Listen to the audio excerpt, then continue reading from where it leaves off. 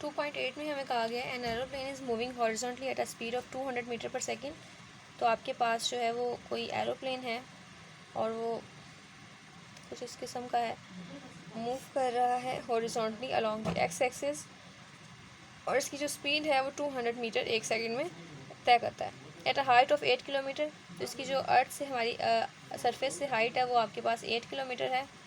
इस डाटा को लिखते हैं। स्टूडेंट्स, ये हमें उन्होंने बात बताई है जब एरोप्लेन मूव कर रहा था और इसके अलावा आपको कोई भी दूसरी वेलोसिटी नहीं दी गई। तो हम खुद से सपोज करेंगे पहले ये जो एरोप्लेन है ये इनिशियल रेस्ट पे था और इसकी इनिशियल वेलोसिटी जो है वो आपके पास 0 थी, और बाद वाली वेलोसिटी जो हमें दी गई है हम उसको फाइनल कंसिडर कर सकते हैं। उसके बाद क्या है, find the horizontal distance. Horizontal distance हमें कैलकुलेट करना है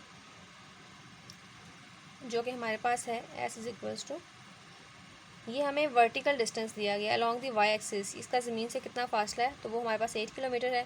अब ये कितना डिस्टेंस कवर करके इतनी वेलोसिटी के साथ मूव करेगा तो वो हमें एक्स एक्सिस के क्रॉस कैलकुलेट करनी है जिसको हम एस कह देते हैं, और ये हमें कैलकुलेट करनी है यहाँ पे कुछ कन्वर्जन्स होंगी। 8 किलोमीटर है तो हम मीटर में चेंज करने के लिए इसे मल्टीप्लाई करेंगे 1000 से, हमारे पास आंसर आता है 8000 मीटर।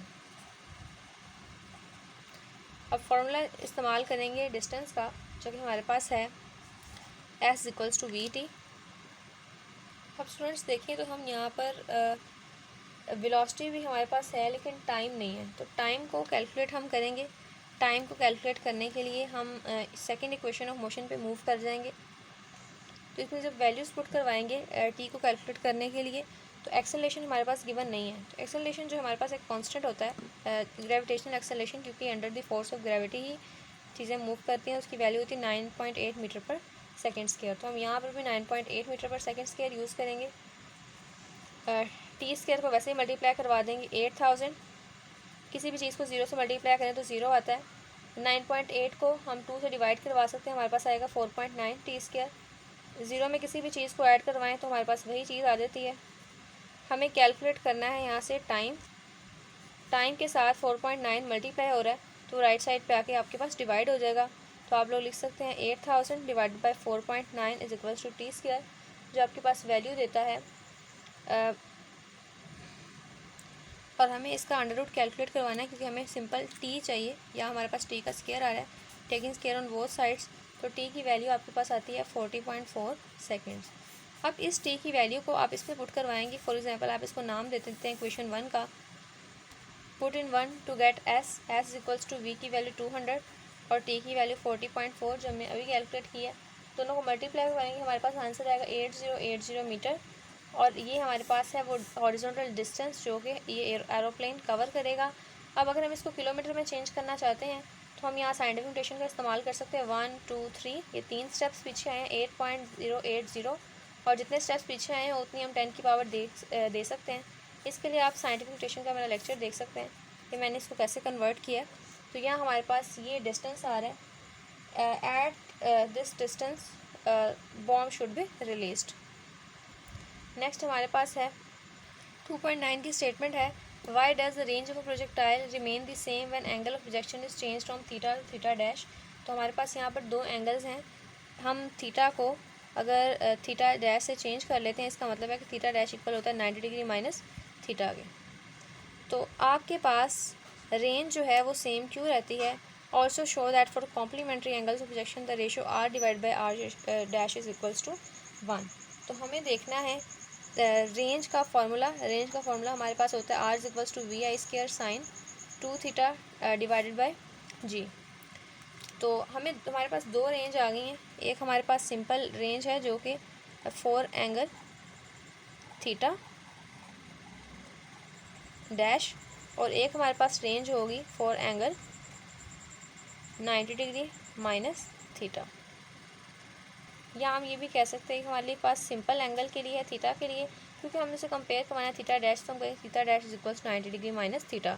इसका मतलब है कि रेंज जो है हमारे पास इसकी सिंपल होगी आर, और इसके लिए हमारे पास जो रेंज होगी वो उसको हम रिप्रेजेंट करेंगे आर डैश से। तो ये दो इनके फार्मूलाज होंगे जिनको हमें कंपेयर करवाना और डिवाइड करवाना है। यहाँ पर थीटा डैश की जगह हम लिख सकते हैं 90 डिग्री माइनस थीटा, और क्योंकि थीटा डैश एंगल है तो यहाँ पर हम आर डैश लिखेंगे, यहाँ पर हम सिंपल लिखेंगे। इसको हम सॉल्व करवाएंगे राइट साइड वाले को, जो कि हमारे पास रिजल्ट देगा 2 को 90 से मल्टीप्लाई कराएंगे तो 180 डिग्री, 2 को थीटा से करवाएंगे 2 थीटा डिवाइडेड बाय जी। अब अगर आप मैथ्स के स्टूडेंट हैं तो आप इस फॉर्मूले से फेमिलियर होंगे। हमने एक फार्मूला पढ़ा है मैथ्स में साइन अल्फ़ा माइनस बीटा का। अगर हमारे पास 180 डिग्री अल्फ़ा हो और 2 थीटा हमारे पास बीटा हो तो ये फार्मूला है sine alpha cos beta minus cos alpha sine beta. अब यहाँ पर अल्फ़ा हमारे पास 180 डिग्री है और बीटा हमारे पास 2 थीटा है। इन दोनों को हम पुट करवाएंगे साइन अल्फ़ा की जगह 180 डिग्री और बीटा की जगह 2 थीटा। तो साइन अल्फ़ा का मतलब है कि साइन 180 डिग्री, कॉस बीटा का मतलब है कि कॉस 2 थीटा, कॉस अल्फ़ा का मतलब है कॉस 180 डिग्री और साइन बीटा का मतलब है साइन 2 थीटा। कॉस 180 और साइन को 180 और कॉस 180 की वैल्यू निकालेंगे कैलकुलेटर से तो आपके पास साइन 80 की वैल्यू 0 आती है। 0 किसी चीज़ से मल्टीप्लाई होगा तो उसका आंसर 0 आएगा। कॉस 180 की वैल्यू निकालेंगे तो -1 आएगी, माइनस माइनस +1 और साथ हमारे पास आ जाएगा साइन 2 थीटा। इसका मतलब है कि हम साइन 180 माइनस 2 थीटा की जगह पुट कर सकते हैं साइन 2 थीटा। तो यहाँ पर हमारे पास आ जाएगा इस पूरे की जगह साइन 2 थीटा इस तरह से। अब हम देख सकते हैं कि r और r' दोनों की वैल्यूज़ हमारे पास बराबर हैं। उन्होंने कहा है कि बताएं कि the ratio r divide by r ratio is equals to the 1। अब हमें r को r' पे डिवाइड करवाना है और हमें शो करना है कि ये 1 के इक्वल है। इसके लिए हम r को r' से डिवाइड करेंगे। r की हमारे पास वैल्यू है vi² sine 2 theta divide by G और r' की वैल्यू है vi² sine 2 theta divide by G. हम देख सकते हैं कि vi² साइन 2 थीटा साइन 2 जी से कैंसिल हो सकता है तो हमारे पास आंसर आता है 1। तो ये we have prove that r over r' is equals to 1। आगे देखते हैं 10 वाला न्यूमेरिकल। स्टूडेंट्स 2.10 न्यूमेरिकल देखें जिसमें एक ट्रॉली है जिसका मास 1 किलोग्राम है और ये मूव कर रही है with the velocity 1 metre per second. ये कोलाइड करती है एक ऐसी ट्रॉली के साथ जिसकी वेलोसिटी जो है वो 0 है क्योंकि कहा गया है कि वो वेलोसिटी आपके पास रेस्ट में है। फिर कहते हैं कि आफ्टर कोलाइजन आपके पास क्या होता है, second trolley starts moving with the velocity 1 metre per second और जो v1 है वो आपके पास रेस्ट में आ जाती है, उसकी वेलोसिटी रेस्ट में होती है। यानी मास m1 रेस्ट में होता है तो उसकी वेलोसिटी जो है वो 0 होती है। आफ्टर कोलाइजन के लिए हम साथ डैश का इस्तेमाल कर रहे हैं। हमें शो करना है कि ये हमारे पास एक इन इलास्टिक कोलाइजन है। अब ये हमारे पास एक इलास्टिक कोलाइजन है। इलास्टिक कोलाइजन की कंडीशंस क्या है, कोलाइजन की जो कंडीशन है उसके अकॉर्डिंग काइनेटिक एनर्जी भी कंजर्व होती है और मोमेंटम भी कंजर्व होता है। हम law of conservation of momentum को यूज़ करेंगे जिसका मतलब total momentum before collision after momentum के अगर इक्वल है तो इसका मतलब है कि आपके पास जो कोलाइजन है वो इलास्टिक है। इसके लिए हम क्या करेंगे, हम इसका फॉर्मूला लिखेंगे m1v1, इसमें वैल्यूज पुट करवाएंगे। अब हमें मैस m2 का नहीं पता तो डाटा में हमें कहा था विद दिस सिमिलर ट्रॉली, तो अगर इसका मैस m1 का मैस 1 किलोग्राम है तो m2 का भी मैस 1 किलोग्राम ही होगा। इस तरह m1 और m2 का यहाँ पे भी 1 किलोग्राम ही होगा। इसमें वैल्यूज़ पुट करवाएंगे। m1 की वैल्यू 1 है और v1 की वैल्यू 1 है। इस तरह m2 की वैल्यू आपके पास 1 किलोग्राम है और v2 की वैल्यू आपके पास 0 है। m1 की वैल्यू 1 है, v1 डैश की वैल्यू 0 है, m2 की वैल्यू 1 है और v2 डैश की वैल्यू 1 है। 1 1 ज़ा 1 प्लस 0, उसके बाद 0 प्लस 1, 1 इक्वल टू 1। इसका मतलब है कि आपके पास जो मोमेंटम है वो कंजर्व है क्योंकि दोनों साइड पे हमारे पास वैल्यूज़ की सेम आई है। और इसके साथ यूनिट्स भी लगा सकते हैं। मोमेंटम का यूनिट हमारे पास होता है किलोग्राम मीटर पर सेकेंड और यहाँ पे भी एक किलोग्राम मीटर पर सेकेंड। हमने शो करवा दिया कि मोमेंटम कंजर्व है, हमें शो करवाना है कि काइनेटिक एनर्जी भी कंजर्व होती है या नहीं। इसका मतलब है कि total kinetic energy before collision should be equal to total kinetic energy after collision. इस फॉर्मूले के अंदर हम वैल्यूज़ को पुट करवाएंगे। 1/2 मैस m1 हमारे पास 1 है, वेलोसिटी 1 है। 1/2 मैस m2 आपके पास 1 है और वेलोसिटी v2 आपके पास 0 है तो 0 का स्क्वायर आएगा इक्वल टू 1/2 m1 आपके पास 1 है, v1 डैश आपके पास 0 का स्क्वायर है। इस तरह 1/2 m2 आपके पास 1 है, v2 डैश आपके पास 1 का स्क्वायर है। तो 1/2 1 और 1 का स्क्वायर 1 होगा। किसी भी चीज़ को 0 से मल्टीप्लाई करें तो आंसर 0 आता है। 1/2 और ये पूरा आपके पास आंसर 0 हो जाएगा क्योंकि यहाँ पर 0 प्रेजेंट है। 1/2 1 और 1 का स्क्वायर 1 होता है तो हमारे पास आंसर 1/2 इक्वल टू 1/2 आता है। इसका मतलब है क्योंकि दोनों साइड सेम है तो हम कह सकते हैं कि जो हमारे पास यहाँ हम जाउल लगा सकते हैं। इसका मतलब है कि हम कह सकते हैं kinetic energy is conserve before and after collision. तो हम देख सकते हैं कि हमारे पास मोमेंटम और काइनेटिक एनर्जी दोनों की वैल्यू सेम आई है। इसका मतलब है कि हमारे पास काइनेटिक एनर्जी भी कंजर्व है, मोमेंटम भी कंजर्व है, and this is the elastic collision. तो यहाँ हम इसका कंक्लूजन लिखते हैं स्टूडेंट्स, ये आपके पास इसका कंक्लूजन आएगा। और ये हमने अभी ए पार्ट सॉल्व किया है, अभी हम इसकी बी वाला पार्ट सॉल्व करेंगे, जो कि हमें कहा गया है शो दैट आफ्टर कोलिजन। पहले उन्होंने कहा था हमें शो करवाया कि इलास्टिक कोलिजन है, और सेकंड पार्ट में हमें शो करवाना है कि ये इन इलास्टिक कोलिजन है जिसमें ये एक दूसरे के साथ स्टिक हो जाते हैं। तो ये केस देखते हैं। अब इसके बाद स्टूडेंट्स सेकंड जब आप केस डिस्कस करेंगे जिसमें आपको शो करना है कि ये इन इलास्टिक कोलिजन है, तो आपको यहाँ पर फर्स्ट वाली स्टेटमेंट को जस्ट इग्नोर कर देना है, सिर्फ आप कंसिडर करेंगे तो इतनी स्टेटमेंट को और उसके बाद जो बी वाले पार्ट को, दरमियान वाले पार्ट को आप स्किप कर देंगे। इस तरह जब हम फर्स्ट वाला प्रूफ कर रहे थे तो हमने ये वाली स्टेटमेंट को स्किप किया था, फर्स्ट और सेकंड के डाटा को यूटिलाइज़ करेंगे। तो इसमें अब कहा गया है कि हमारे पास मैस m1 की एक ट्रॉली है, मैस m2 की ट्रॉली जो कि रेस्ट पे है, ये रुकी हुई है, ये मूव नहीं कर रही, इसके साथ कोलाइड करती है।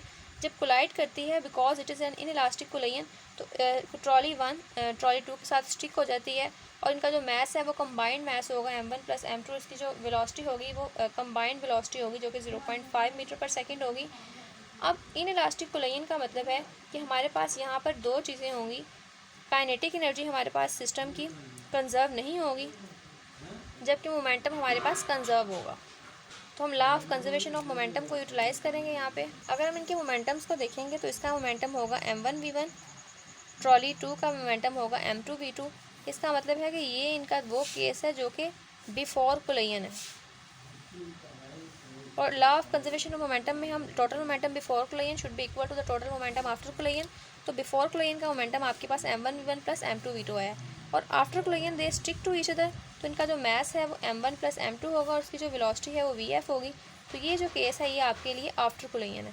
तो यहाँ पर हम इसका मैस का फॉर्मूला, मैस की यहाँ पर वैल्यू पुट करवाएंगे m1 plus m2 which is a combined mass and their combined velocity which is vf। और अब इसमें वैल्यूज पुट करने के बाद we have to prove that the both side should be equal. m1 की value आपके पास 1 kg है, v1 की वैल्यू 1 है 1 metre per second square, m2 की वैल्यू 1 है, v2 की वैल्यू 0 है, फिर m1 प्लस m2 दोनों की वैल्यूज़ 1 प्लस 1, और फाइनल वेलोसिटी आपके पास vf यानी 0.5 मीटर पर सेकेंड है। ऊपर से मैंने यहाँ से डाटा नोट कर रही हूँ। 1 प्लस 0 2 मल्टीप्लाई बाय 0.5, स्टूडेंट्स आपके पास इसका आंसर 1 आएगा। तो आप कहेंगे क्योंकि 1 इक्वल टू 1 है, इसका मतलब है कि law of conservation of momentum is verified. अब हम law of conservation of energy को कैलकुलेट करना चाह रहे हैं, जिसमें हम काइनेटिक एनर्जी को चेक करेंगे क्या हमारे पास वो कंजर्व होती है या नहीं होती। अगर दोनों साइड्स का आंसर इक्वल नहीं आता इसका मतलब वो कंजर्व नहीं होगी।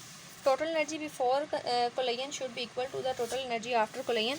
तो काइनेटिक एनर्जी का फॉर्मूला हमारे पास होता है 1/2 mv²। तो इस केस के लिए काइनेटिक एनर्जी होगी 1/2 m1v1², सेकेंड ट्रॉली के लिए 1/2 m2v2², और थर्ड ट्रॉली के लिए जो स्टिकिंग के साथ ट्रॉली आई है, ये पहले दो ही हैं, m1 प्लस m2 मैस होगा और वेलोसिटी इसकी फाइनल होगी। And we have to prove these two sides are not equal. Values put करवाएंगे, m1 की वैल्यू 1 है, v1 की वैल्यू 1 है, m2 की वैल्यू 1 है और v2 की वैल्यू 0 है। 1/2 m1 plus m2 1 plus 1 vf² यानी 0.5 का स्क्वायर। तो जब आप इसका आंसर निकालते हैं 1 का स्क्वायर 1 को 1 से मल्टीप्लाई करेंगे 1, फिर 1 से मल्टीप्लाई करेंगे 1/2, ये आपके पास 0 आता है। राइट साइड पे 1/2 2 0.5 स्क्वायर, 0.5 का स्क्वायर करेंगे तो 0.25 आएगा, ये इससे कैंसिल हो जाएगा। हम एनर्जी की बात करें, साथ जाउल लगाएंगे, 1/2 जाउल लेफ़्ट साइड की एनर्जी है और राइट साइड की एनर्जी आपके पास आएगी 0.25 जाउल। अब देख सकते हैं आप ये आपस में इक्वल नहीं है। जैसे कि आपस में इक्वल नहीं है इसका मतलब है काइनेटिक एनर्जी कंजर्व नहीं है। कंजर्वेशन का मतलब है कि इनको इक्वल होना चाहिए। तो स्टूडेंट्स हम कह सकते हैं कि काइनेटिक एनर्जी हमारे पास कंजर्व नहीं हुई जबकि मोमेंटम हमारे पास कंजर्व था। तो इसका मतलब है यही दो कंडीशन थी जो हमने पहले देखी थी, ये हमारे पास इनइलास्टिक कोलिजन की कंडीशन है। इसका मतलब है कि so hence this is an inelastic collision because the kinetic energy of the system is not conserved and the momentum is conserved. Students 2.11 की स्टेटमेंट देखें। A railway wagon of mass 4 multiplied 10 raised to power 4 kilogram moving with a velocity of 3 meter per second इस तरह से आपके पास एक railway wagon है, उसका मास और वेलोसिटी ये है, और ये कोलाइड करती है विद अनदर रेलवे वैगन, दूसरी के साथ ये जाकर कोलाइड करती है, और इसका मास आपके पास है 2 × 10⁴ किलोग्राम। ये मास m1 है, ये m2 है, विच इज़ एट रेस्ट, और ये रेस्ट पे होने का मतलब है कि ये मूव नहीं कर रही, जबकि ये मूव कर रही है। अब क्या होता है, they stick together and move of together.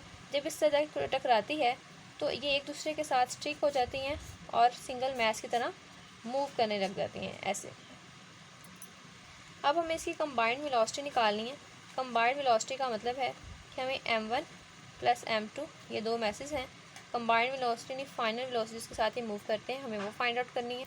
तो ये आपके पास जो है वो डाटा है जो इस आपके पास प्रॉब्लम के अंदर स्टेटमेंट में गिवन है। अब ये हमारे पास उन्होंने कहा स्टिकिंग। स्टिकिंग का मतलब है कि ये जो आपके पास कोलिजन है ये परफेक्टली इनइलास्टिक कोलिजन है। इसका मतलब है कि इसमें मोमेंटम तो कंजर्व होगा लेकिन काइनेटिक एनर्जी कंजर्व नहीं होगी। हम मोमेंटम की कंजर्वेशन का लॉ इस्तेमाल करेंगे। टोटल मोमेंटम बिफोर कोलिजन में हमारे पास ये इतना सा केस आता है, और आफ्टर कोलिजन में हमारे पास जो है वो इतना सा पार्ट आता है। तो मोमेंटम का फॉर्मूला हमने पढ़ा हुआ है, P = mv। अगर हम फर्स्ट का मोमेंटम निकालते हैं तो m1 v1, तो इसका मोमेंटम होगा m1 v1, और सेकंड हमारे पास ट्रॉली का होगा m2 v2, और इन दोनों ने कोलाइड करना है, और ये आपके पास बिफोर कोलिजन उनकी फिगर है। टोटल मोमेंटम बिफोर कोलिजन इसका पहले का है m1 v1 और दूसरे का है m2 v2, and after collision they stick to each other, तो इसका कंबाइंड मास m1 + m2 है, और उसकी जो वेलोसिटी है वो आपके पास vf है जिसके साथ वो दोनों मूव कर रही हैं, और हमें ये फाइनल वेलोसिटी निकालनी है। इसके लिए आप m1 और m2 को आके डिवाइड करवा सकते हैं, m1 + m2, इस तरह m2 को भी नीचे भी डिवाइड करवा सकते हैं m1 + m2, और आपने फाइनल वेलोसिटी को फाइंड आउट करना है। इसके लिए आप वैल्यूज पुट कराएंगे। आप जब न्यूमिनेटर में मल्टीप्लिकेशन करवाएंगे 4 × 12, 12 × 10⁴, और इन दोनों को ऐड करवाना है, 10⁴ है, 4 और 2 को ऐड करें आपके पास 6 आएगा, प्लस किसी भी चीज़ से 0 को मल्टीप्लाई करवाएंगे तो आपके पास आंसर 0 आएगा, और किसी भी चीज़ को किसी चीज़ से डिवाइड करवाएंगे 0 को तो आपके पास आंसर 0 आएगा, = vf। अब आपको निकालना है vf की वैल्यू। 12 × 10⁴ और 6 × 10⁴, 10⁴ को आप कैंसिल भी करवा सकते हैं, 6 1 2, 6 1 6, 6 2 12, 2 × 10⁴, और ये ऊपर जाके हो जाएगी 10⁻⁻4, 10⁻⁴ आपके पास आंसर 10⁻0 आएगा, और 0 आपके पास 1 के इक्वल होता है। तो वेलोसिटी का यूनिट हमारे पास होगा मीटर/सेकेंड, तो ये आपके पास फाइनल वेलोसिटी आ रही है 2 मीटर/सेकेंड, और यही हमने कैलकुलेट करनी थी। अब हम देखते हैं 2.12। स्टूडेंट्स आगे 2.12 की स्टेटमेंट देखें कि एक कार